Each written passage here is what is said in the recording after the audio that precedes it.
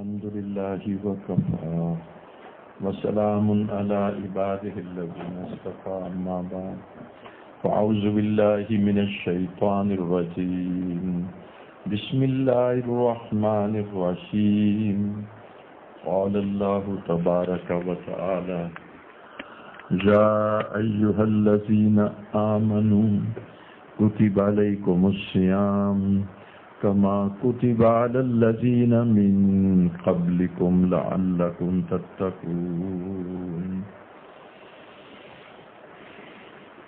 قال رسول الله صلى الله عليه وسلم الصوم لي وأنا أجزى به سبحان ربك رب العزة عما يصفون وسلام على المرسلين والحمد لله رب العالمين اللهم صل على سيدنا محمد وعلى آل سيدنا محمد وبارك وسلم اللهم صل على سيدنا محمد وعلى آل سيدنا محمد وبارك وسلم. پاکستان بہت ہی مبارک ملک ہے. ہم اللہ کا شکر ادا کرتے ہیں کہ ہم پاکستانی ہیں. میں اللہ کی نعمت کا شکر ادا کرتا ہوں کہ سب سے بڑی نعمت ایمان ہے. اللہ نے مجھے اور آپ کو ایمان نصیب فرمایا اور مسلمان بنایا ہے. یہ بہت بڑی نعمت ہے اور یقین جانیے گا ایمان کے بعد میرے لیے پاکستان بہت بڑی نعمت ہے. دل سے اہل اقتدار کے لیے بھی دعائیں نکلتی ہیں کہ جنہوں نے مساجد کو کھول دیا ہے. قلب کے احوال بیان نہیں کر سکتا، بے ساختہ دعائیں دیتا ہوں بڑے لوگوں کو اور علماء کرام کو کہ جنہوں نے مساجد کے کھولنے میں اپنا کردار ادا کیا، اور ہمارے سب احباب ذی اقتدار کہ انہوں نے بھی الحمدللہ مساجد و اسلامی شعار ہیں اور اللہ کی نشانیاں ہیں، ان کا ادب کرتے ہوئے پورے رمضان میں اور اس سے پہلے شعبان میں تمام نمازوں میں اور مساجد کو کھول دیا ہے. اس کے بالمقابل پورے دنیا کی مساجد اکثر جگہوں پر بند ہے.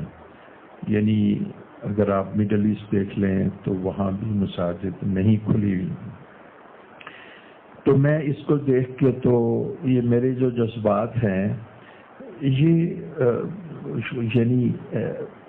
یعنی جیسے کہتے ہیں نعمت کے شکر میں اور نعمت کو اکنالج اور محسوس کرتے ہوئے جو انسان کے اندر شکر کے جذبات پیدا ہوتے ہیں کہ الحمدللہ یہ علامت ہے یہ علامت ہے کہ پاکستان اسلام کا قلعہ ہے.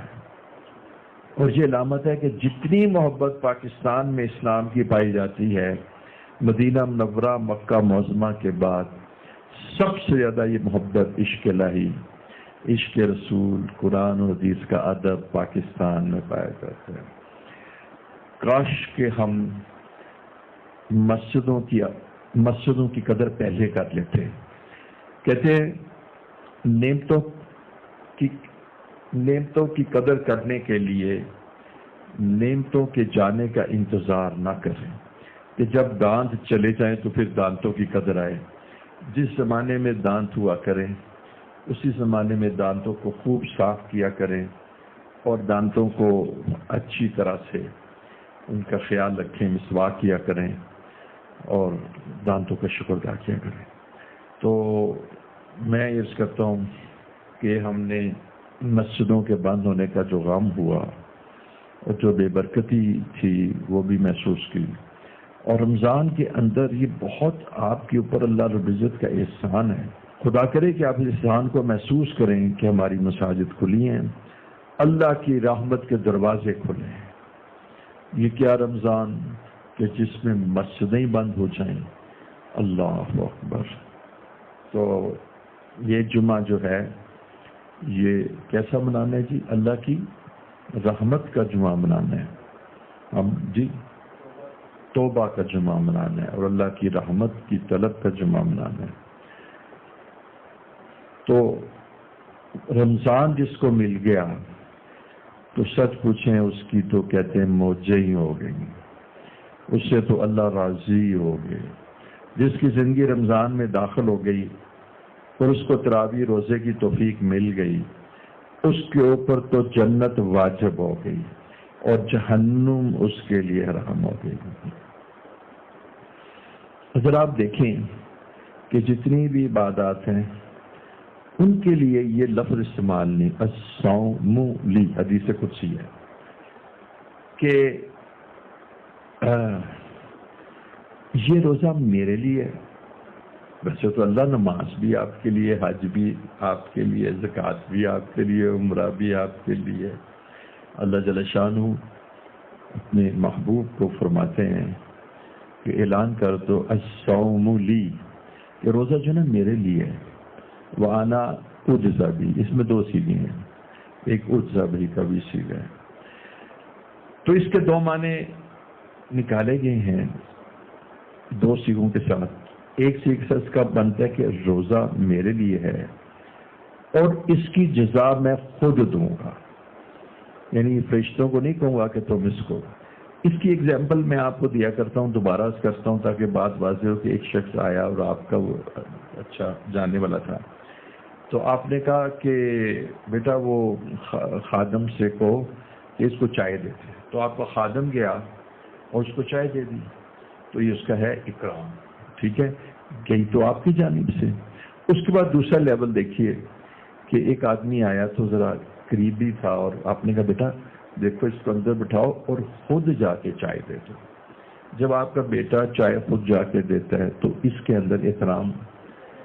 اور دیکھیے ایک صاحب آئے, وہ تھے آپ کے شیخ تھے یا آپ کے استاد تھے یا ابا جی تھے یا دادا جی تھے یا بڑے تھے جن کی بڑی عزت ہے, تو آپ چائے آپ نے خادم سے بھی نہیں کہا, بیٹے سے بھی نہیں کہا, اور کیا کہا, خود لے کے. تو تینوں میں فرق ہو گیا نا, تینوں میں فرق ہو گیا. اب تینوں میں جب فرق ہوا تو تیسرے میں اس کا بہت بڑا اعزاز ہے. میں ایک جگہ گیا تو ایک عالم سے, مجھے آج بھی یاد ہے, تو جب میں نے ان کو بلایا کہ میں آپ سے ملنے کے لیے آیا ہوں, مجھے آج بھی یاد ہے 2 دفعہ ان کے ساتھ یہ واقعہ ہوا. تو میں نے دیکھا کہ ایک دم وہ ننگے پاؤں باہر آ گیا. کہیں گے اگر میں آپ کو اندر بلاتا تو اندر بلانے میں پردہ کروانا تھا اور ٹائم لگنا تھا. میں آپ کے کرام میں ننگے پاؤں خود بنفس نفیس آ گیا ہوں. تو یہ آداب اور قدر و منزلت کے یہ طریقے ہیں. اچھا, اب میں آپ کو عرض کروں کہ اللہ جل شانہ اعمال کا اجر ان فرشتوں سے کہہ دیں گے, ان کو کہہ دیں گے, ان کو کہہ دیں گے, لیکن فرماتے ہیں کہ اس کا اجر میں خود دوں گا. اس کا معنی ہے کہ اللہ تعالیٰ کو اس کا عمل اتنا پسند ہے, اور اللہ تعالیٰ کو یہ عمل کہ اللہ کے لیے کچھ دیر بھوکے رہنا اور لذتوں کو چھوڑ دینا اور اللہ کی محبت میں بھوکے رہنا, یہ اللہ کو بڑا پسند ہے. تو لہذا اللہ فرماتے ہیں کہ میں اس کا اجر خود دوں گا. اور اس کے جو دوسرا سیغہ ہے اس میں تو آپ اللہ کی محبت سے حال و بحال ہو جائیں گے. فرماتے ہیں الصوم لی, روزہ میرے لیے ہے اور اس کا عوض میں خود ہوں, کہ اس کے عوض میں ہی مل جاؤں گا. بادشاہ نے وہ دربار لگایا اور کہا جو چیز چاہے وہ اٹھا لو. اب جناب اس کے اندر ہیرے جواہرات اور بہت ساری اشیاء تھی, کسی نے یہ اٹھایا وہ اٹھایا. ایک بڑھیا آ کے اس نے بادشاہ پہ ہاتھ رکھ دیا, یہ کیا, بس مجھے تو یہ چاہیے. اس نے کئی ساری چیزیں پڑھی, ان کو میں کیا چاہوں گی. کہنے لگی بادشاہ سلامت, اگر آپ مل گئے تو ساری چیزیں میری ہیں. تو فرمایا کہ روزے کا عوض اور روزے کی جو جزا ہے اور اس کا جو بدلہ ہے کہ اس کے بدلے میں خود مل جاؤں گا۔ ہم اکثر ایک بات کہا کرتے ہیں کہ بھئی رمضان میں دنیا کی ساری چیزیں مانگنا، پیسے بھی مانگ لینا، ڈالر بھی مانگ لینا، ریال بھی مانگ لینا، اور چیزیں بھی مانگ لینا، جو تمہاری ضرورت کی چیزیں ساری مانگ لینا، لیکن یہ کہ ایسا نہ کرنا کہ بھول جانا کیا کہ اللہ ہی کو مانگ لو، اللہ سے اللہ۔ تو فرماتے ہیں کہ میں تو پہلے ہی تمہیں کہہ رہا ہوں کہ تم جب میرے لیے روزہ رکھو گے تو میں تمہیں مل جاؤں گا۔ الصوم لی وانا الصائمون۔ جامعہ طیبات کی بچیاں بھی سن رہی ہیں اس وقت کہ دیکھیے لعلکم تتقون، کہ ہم نے یہ جو تم روزے رکھے ہیں تم پہ فرض کیوں کیے ہیں؟ کتب علیکم الصیام فرض کر دیے گئے، لعلکم تتقون، تاکہ تمہارے اندر ایک روحانی قوت کہ جس کے بعد تم گناہوں سے بچ سکو وہ پیدا ہو جائے۔ اور وہ روحانی قوت کیا ہے؟ وہ روحانی قوت خشیت الہی، کہ ہم نے اس لیے تمہارے اوپر روزے رکھے ہیں کہ ان روزوں کا ایک لازمی اثر یہ ہوتا ہے کہ تمہارے قلب میں خشیت الہی پیدا ہو جائے گی۔ تو روزوں سے انسان کے اندر اللہ کا خوف اور اللہ کا ڈر پیدا ہو جائے گا۔ اللہ کا خوف اور اللہ کے ڈر کو کیا کہتے ہیں؟ تقوی۔ تو لعلکم تتقون، تاکہ تمہارے اندر تقوی پیدا ہو جائے، تمہارے اندر اللہ کا خوف پیدا ہو جائے۔ اور اللہ کا خوف اسی وقت پیدا ہوتا ہے جب اللہ کی ذات کی پہچان حاصل ہو جائے، اللہ کی عظمت کو انسان جان لے، اس کی قدرت اور طاقت کو صحیح معنوں میں پہچان لے۔ گویا کہ اللہ کی معرفت کے بعد جو ہے نا خشیت الہی آتی ہے، کہ جب اللہ تعالیٰ کی وسعتوں اور اس کی قدرتوں اور اس کی طاقتوں کو سمجھ لیتا ہے اور اپنے ذوق اور اپنی اصل حالت کو پہچان لیتا ہے، تو اس کے بعد اس کے اندر اللہ جل شانہ کی عظمت جب آتی ہے تو اس کے ساتھ ہی خشیت الہی پیدا ہو جاتی ہے۔ تو اس کا مطلب ہے لعلکم تتقون سے مراد ہوا کہ تاکہ تمہارا تزکیہ ہو جائے۔ ہم نے اس رمضان کو اس لیے فرض کیا، کتب علیکم الصیام، روزے اس لیے فرض کیے تاکہ تمہارا تزکیہ ہو جائے، یعنی تمہارے اندر خشیت الہی آ جائے، یعنی اتنی خشیت الہی آ جائے کہ تم تمام گناہوں سے بچ سکو۔ اور قرآن میں آتے ہیں وَذَرُوا ظَاهِرَ الْإِثْمِ وَبَاطِنَهُ، تم ظاہری گناہ بھی چھوڑ دو اور تم باطنی گناہ بھی چھوڑ دو۔ تو اس کی برکت سے تم ظاہری اور باطنی دونوں گناہ چھوڑ دو گے۔ حضور صلی اللہ علیہ وسلم نے 15 شعبان کو واعظ فرمایا اور فرمایا کہ تمہارے اوپر بہت ہی برکتوں والا مہینہ آ رہا ہے، اس کا تذکرہ فرمایا اور رمضان کی فضیلت بیان کی۔ اب رمضان کی فضیلت میں جو حدیث میں آتا ہے، میں چند نکات جو حدیث مبارکہ میں ہیں ان کو بیان کرتا ہوں، اللہ تعالیٰ میں سمجھ عطا فرمائے۔ فرمایا اس مہینے میں اللہ رب العزت رحمت کا نزول فرماتے ہیں، یہ رحمتوں کا مہینہ ہے۔ تو پہلا اشرا ہے یہ اللہ کی رحمت کا۔ اب دیکھیے ہم اللہ تعالیٰ سے اس کی رحمت کو طلب کرتے ہیں۔ اب کرونا وائرس کا زمانہ ہے اور ایک مشقت کا پرآشوب دور ہے، تو اس میں ہم اللہ تعالیٰ سے درخواست کرتے ہیں کہ اللہ رب العزت آپ ہمارے اوپر رحمت نازل فرمائیے۔ بہت ممکن ہے کہ پہلے اشرے میں کرونا وائرس ختم ہو جائے، اللہ کی رحمت کا غالب آ جائے۔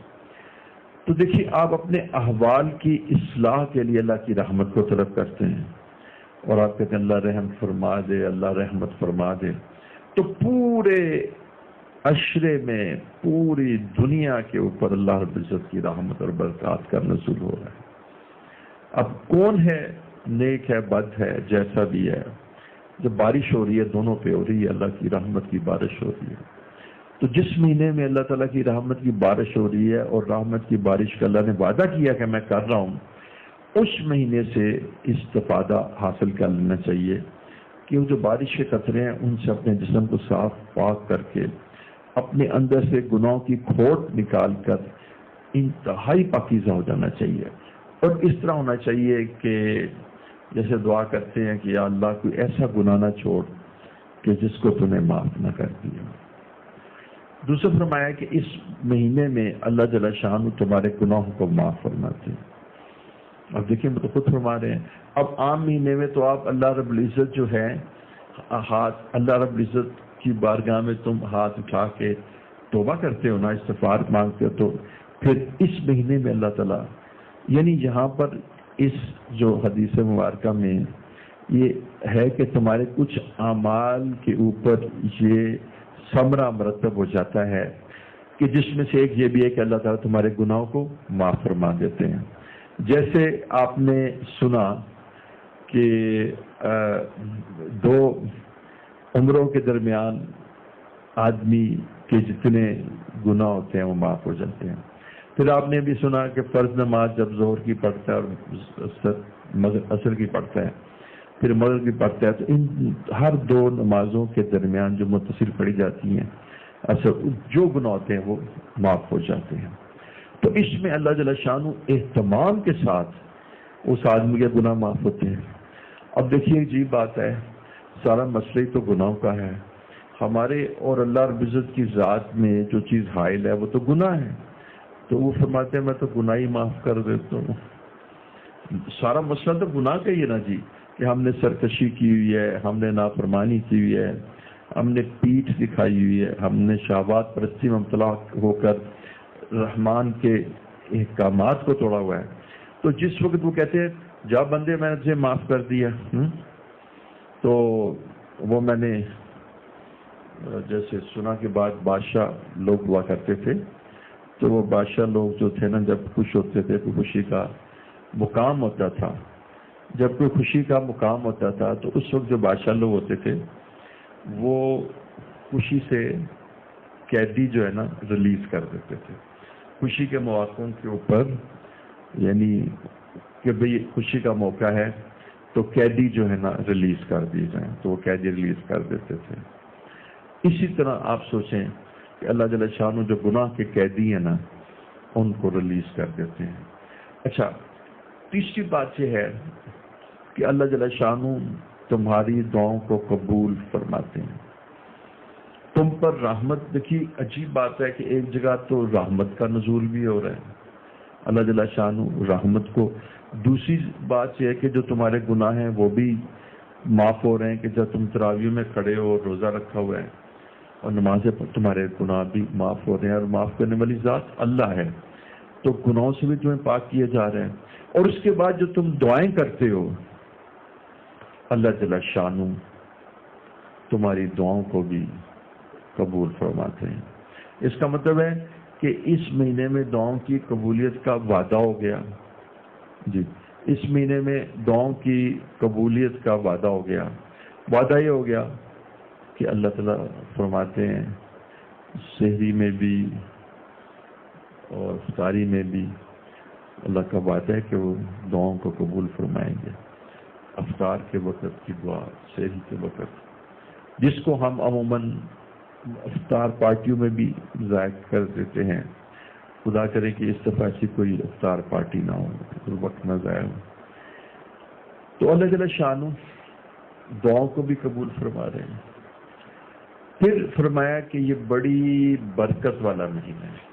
تو دیکھیں ہم اپنے کافر کے پاس جاتے ہیں برکتیں لینے کے لیے، تو یہ برکت کا، اس میں برکت کا بھی نزول ہوتا ہے۔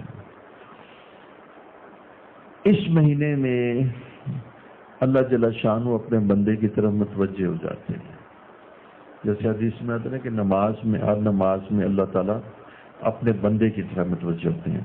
تو آپ یہ سمجھے کہ اللہ تعالیٰ آسمان دنیا پر آ جاتے ہیں، اور یہاں آسمان دنیا سے آ جانے کا مطلب ہے کہ ہر بندے کی حاجت کو اور ضرورت کو پورا کرتے ہیں اور ہر بندے کی دعاؤں کو سنتے ہیں۔ یہ اس کی جو ہے عظمت ہے، اور اس کو اگر آپ سامنے رکھیں کہ اس کو ہم نے اگر ضائع کر دیا تو یہ بہت شدید نقصان ہوگا۔ اچھا، اس میں آپ ایسے سمجھیں کہ جیسے آدمی کہتے ہیں کہ بھئی یہ تو اتنا گولڈن چانس تھا کہ جس میں جو شیاطین سرکش قید کر دیے گئے، جنت جنتیوں کے لیے سجا دی گئی، دلوں کے اندر جو مچھلیاں چونٹیاں وہ بھی دعا کر رہی ہیں، حاملین عرش فرشتوں کو کہا جا رہا ہے کہ تم اپنی عبادت چھوڑ دو اور روزے داروں کی آمین پر آمین کہو، اور یہ کہ تم روزے داروں کے لیے دعا کرو۔ سمندر کے اندر مچھلیاں بھی استغفار کر رہی ہیں۔ تو یہاں سے ایک اندازہ لگائیے کہ اس مہینے کے اندر اللہ تک رسائی اور اللہ کو راضی کرنا اور اپنے گناہ کو معاف کرانا کتنا آسان ہے اور پھر کتنا ضروری ہے، کیونکہ جب تم جن مسائل کا اور جن پریشانیوں کا تم سارا سال اظہار کرتے ہو، ان پریشانیوں کا حال تو اس مہینے میں ہے۔ سب سے پہلی چیز تو یہ ہے کہ اس میں رحمت ہے، تو پہلا اشرا رحمت ہے، اور دوسری چیز اس میں مغفرت ہے۔ تو دوسرا حصہ ہی مغفرت کا ہے۔ دیکھیں، جس شخص کو رمضان کے بعد عید کے دن اس کی مغفرت ہو چکی ہو، وہ کتنا خوش نصیب شخص ہے کہ جس نے اپنی مغفرت کروا لی ہے۔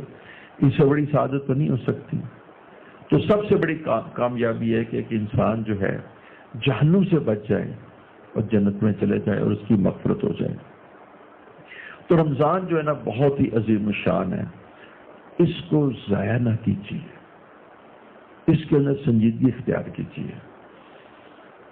مغفرت کا جو عشرہ ہے اور اس کے ساتھ ساتھ جو پہلا عشرہ ہے، میں آپ کو ایک ذکر بتانا چاہتا ہوں جس سے آپ کا قلب اللہ کی طرف متوجہ بھی ہو جائے۔ اور دوسری بات یہ ہے کہ اس عشرے، یعنی عشرہ تو میں نہیں کہہ رہا، پورے رمضان میں جو اللہ رب العزت کی رحمت اور مغفرت نازل ہو رہی ہے، جس وقت آپ یہ پڑھیں گے تو اس مغفرت کو یہ میگنیٹ کی طرح کھینچے گی، اس مغفرت کو یہ مقناطیس کی طرح کھینچے گی۔